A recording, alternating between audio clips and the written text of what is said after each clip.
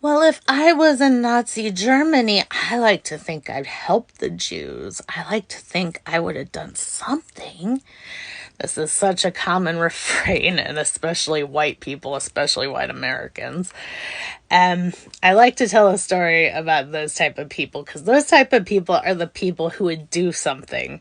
They give a damn till it interrupts their cozy little lifestyle. The minute you say, hey, maybe don't drink sodas from national brands, they're part of genocide. Oh, yeah. Sister number 2, I like to hold up as an example of a Disney lobotomy. This is a woman who grew up with me closer than my other 2 sisters, and, we had the same brought up experience, so it just never has made sense to me that we're never on the same page. November 2022, Black Friday, she made that comment. And I said, sister number 2, you already proved what you'd do during Nazi Germany. And she's like, what? I said, yeah, with the Trump years, you didn't do anything. There's still concentration camps in this country. They've never gone away. Biden keeps making sure they stay. Oh, well, I like to think if I lived there, I would have done something. And if you're thinking about where I'm going with this, October 7th was 2023. Of course, that was after a long line of genocide by Israel towards Palestine. And my sister, she cares so much about it, so much. Has she canceled Disney? No. Has she canceled Dr. Pepper? No. Has she done anything at all to support the cause? Even, share a post? No. I am very exasperated with that type of person. Sister number 4 is a little more private, so I can't say what she's doing. But sister number 3, I know, is very concerned about the genocide. She keeps abreast of it. She wants to join protests. She hasn't, due to moving, she hasn't had time yet. She shared posts.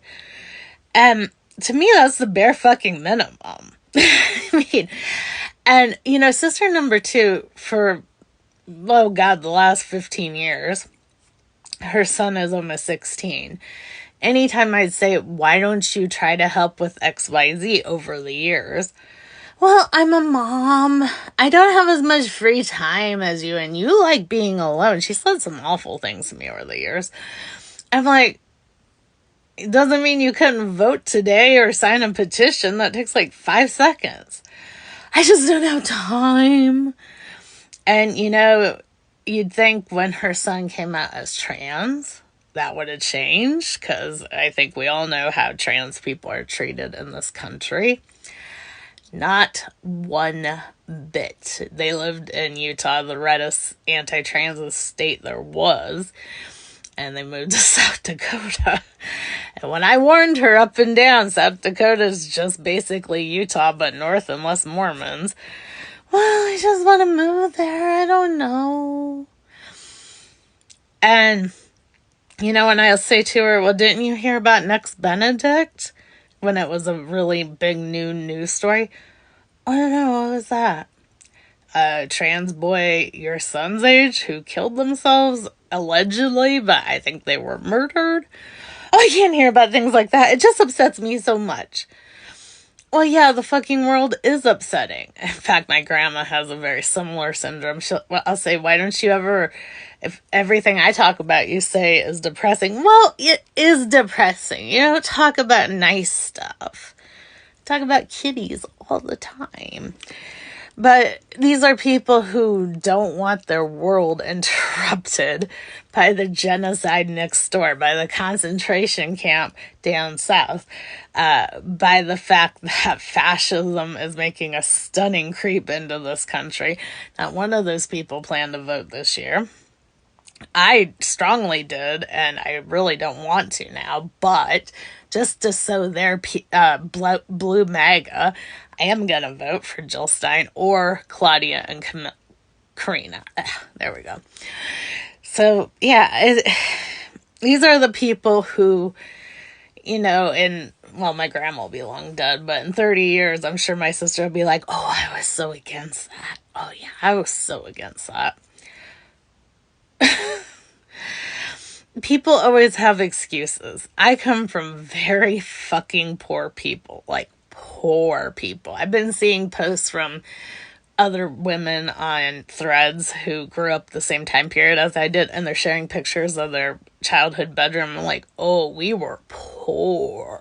Like, I didn't understand it as much till lately, but, you know, that's the attitude. Well, I'm so tired, I can't do anything. Well, yes, that's how the capitalist society works, don't get me wrong. But nothing is making you turn your brain off. And, you know, even when you're told something is paying money to genocide, you just ignore it. I mean, I was literally given Pepsi by 9 months old. I still managed to kick Pepsi. Come on now. All I'm trying to say is you gotta do something, man. If you want to live with yourself in 30 years, I hate to tell you, I don't know how tech will look then. I mean, good odds are it won't stay like this for 30 years. But we're only about 10 years into the quote, you know, I think Internet 4.0. So I don't know how well old videos or stuff will hold up. But I think there's going to be proof. I think there's going to be a way to access this old stuff here. And I think that'll say it all. I think there will be a way to prove what you did during the Gaza genocide. And, you know, I always keep really good pictures and stuff just because I enjoy it. I do that for even my trips. My sister's not going to have any of those. She doesn't even go, well, no, there was actually a protest in South Dakota. In fact, the South Dakota people, I believe, I'm not 100% sure, were leading the Red Line protest in the center of the White House, and they had drums, and their chanter was just wonderful. If you see her in any video, she has a bunch of Palestinian flags in her hair like feathers. I mean, so it's not like they can't. They just don't. Don't be like that. Get your brain together. Trust me, you'll thank me later.